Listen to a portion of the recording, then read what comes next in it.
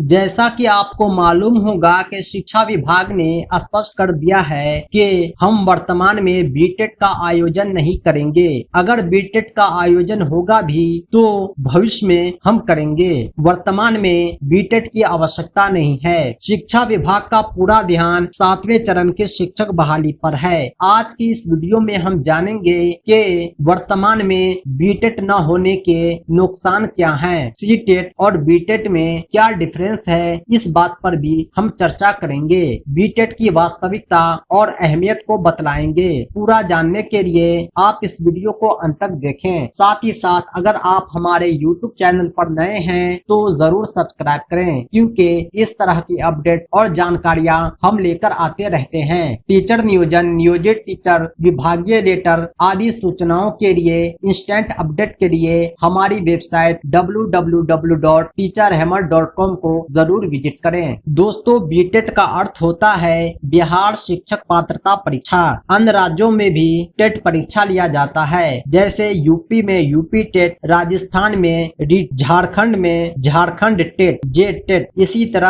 अन्य राज्यों में टीटी होती है। शिक्षक भर्ती के लिए शिक्षक पात्रता परीक्षा टीईटी उत्तीर्ण होना अनिवार्य है। यह एनसीटीई की गाइडलाइन में अंकित है कि बिना शिक्षक पात्रता परीक्षा पास किए शिक्षक नहीं बन सकते। लेकिन सवाल यह उठता है कि अगर बिहार में बिहार शिक्षक पात्रता परीक्षा बीटेट का आयोजन नहीं होता है तो इसका क्या बुरा परिणाम देखने को मिलेगा। दोस्तों, कहने के लिए तो बहुत सारे बच्चे अभ्यर्थी कहते हैं सीटेट और बीटेट सेम है। यहाँ तक के शिक्षा मंत्री ने भी कह दिया कि बिहार में सीटेट और बीटेट दोनों अभ्यर्थी शिक्षक बनने के योग्य हैं। हर साल सीटेट का आयोजन होता है, इसलिए बीटेट की आवश्यकता नहीं है। लेकिन ये गलत है। मैं आपको बतलाऊंगा सीटेट और बीटेट में क्या अंतर है। दोनों के सिलेबस में भी अंतर है, दोनों की भाषा में भी अंतर है। सब जानकारी हम आपको साझा करेंगे। सबसे पहले मैं ये बतलाना चाहूंगा कि सीटेट साल में 2 बार लिया जाता है, लेकिन कोरोना के कारण इसमें बाधा आई है। दिसंबर 19 के बाद जनवरी 21 में सीटेट का आयोजन होता है, फिर दिसंबर 21 में होता है। इसके बाद सीटेट का आयोजन नहीं होता है। इस अवधि में भी सीटेट का आयोजन नहीं होता है। बिहार से 1 से 1.5 लाख अभ्यर्थी सीटेट में बैठते हैं, जिसमें मात्र 15 से 17 हजार ही पास करते हैं। सीटेट का जो एकेडमिक कैलेंडर है उसमें लिखा हुआ है कि केंद्र सरकार द्वारा साल में 2 बार सीटेट का आयोजन किया जाएगा, 1 फरवरी में, दूसरा जुलाई में। लेकिन हमने आपको जो रिपोर्ट दिखाया उसमें साल में मात्र 1 बार या उससे भी कम अवसर दिया गया है सीटेट के आयोजन का। इसका जो नुकसान होगा वह 17-19 सेशन, 19-21 सेशन और 20-22 सेशन के अभ्यर्थियों को होगा जो डीएलएड और बीएड पास हैं। अगर बीटेट होता तो इन्हें परीक्षा में सम्मिलित होने का अवसर मिलता, क्योंकि डीएलएड और बीएड पास अभ्यर्थी ही शिक्षक पात्रता परीक्षा में बैठते हैं। अब हम बात करते हैं इस पाठ्यक्रम पर। सीटेट और बीटेट दोनों के सिलेबस भी एक दूसरे से अलग हैं। सीटेट में एनसीईआरटी से प्रश्न उठाए जाते हैं, जबकि बीटेट में बिहार बोर्ड के मैट्रिक व इंटर स्तरीय सिलेबस से प्रश्न पूछे जाते हैं। यानी बिहार बोर्ड के जो क्वेश्चन होते हैं एससीईआरटी बुक से उठाए जाते हैं, जबकि सीटेट के प्रत्येक प्रश्न एनसीईआरटी से ही उठाए जाते हैं। अधिकांश क्वेश्चन एनसीईआरटी के होते हैं, आपको एक भी क्वेश्चन बाहर के नहीं मिलेंगे। इसके अलावा बीटेट नहीं होने से क्षेत्रीय भाषी स्टूडेंट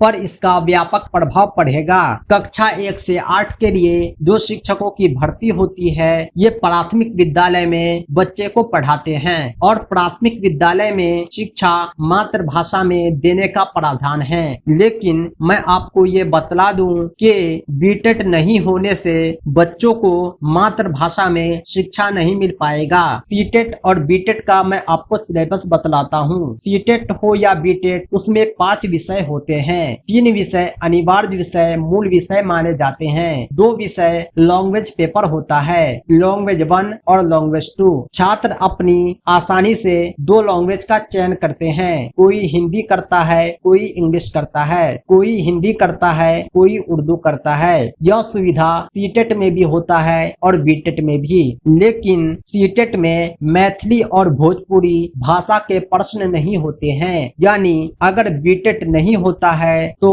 मैथिली और भोजपुरी भाषा के छात्रों को भारी नुकसान होगा। हालांकि इन दो भाषाओं के बोलने वालों की संख्या बिहार की कुल आबादी का करीब 50% है। यानी आधा बिहार मातृभाषा में शिक्षा पाने से वंचित रह जाएगा। हालांकि नई शिक्षा नीति 2020 में भी प्रारंभिक कक्षाओं के बच्चों को क्षेत्रीय भाषा में पढ़ाने और समझाने पर जोर दिया गया है। ऐसे में बीटेट आयोजित नहीं होगी तो भोजपुरी और मैथिली भाषी शिक्षक कैसे बनेंगे, क्योंकि सीटेट में मैथिली और भोजपुरी विषय नहीं है। जब शिक्षक नहीं बनेंगे तो बच्चों को मातृभाषा में शिक्षा कैसे मिलेगा। भले ही सीटेट और बीटेट दोनों समान हैं, दोनों पास अभ्यर्थी प्रारंभिक विद्यालय कक्षा 1 से 8 के शिक्षक बहाली में सम्मिलित हो सकते हैं, लेकिन बीटेट का आयोजन न होने से 7वें चरण शिक्षक बहाली में इसका असर पड़ेगा।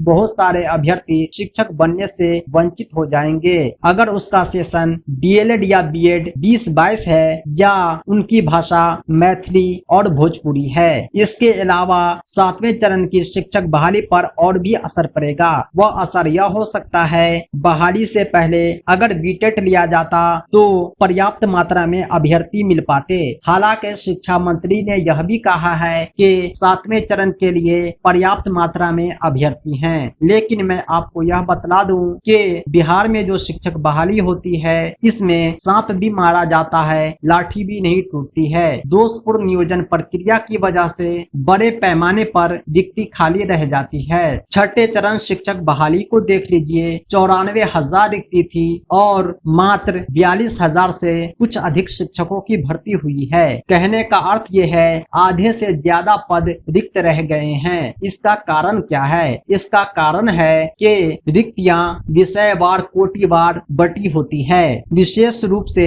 महिला अभ्यर्थी, SC ST अत्यंत पिछड़ा वर्ग के अभ्यर्थी पर्याप्त मात्रा में नहीं मिल पाते हैं। इनकी रिक्ति खाली रह जाती है। इन स्थान पर अन्य अभ्यर्थियों की नियुक्ति नहीं की जाती है। अगर बीटेट होता तो पर्याप्त मात्रा में SC ST महिला अभ्यर्थी मिल पाते, अत्यंत पिछड़ा वर्ग की महिला अभ्यर्थी और पुरुष अभ्यर्थी मिल पाते। खास तौर से यही देखा जाता है कि अनारक्षित श्रेणी और कुछ कोटि के पद भर जाते हैं, बाकी आरक्षित कोटि के पद खाली रह जाते हैं। दोस्तों, सीटेट और बीटेट दोनों में अंतर है, मैंने आपको अच्छे से समझाने का प्रयास किया। अगर आपको कोई शंका है, कोई और प्रश्न है तो कमेंट बॉक्स में पूछ सकते हैं।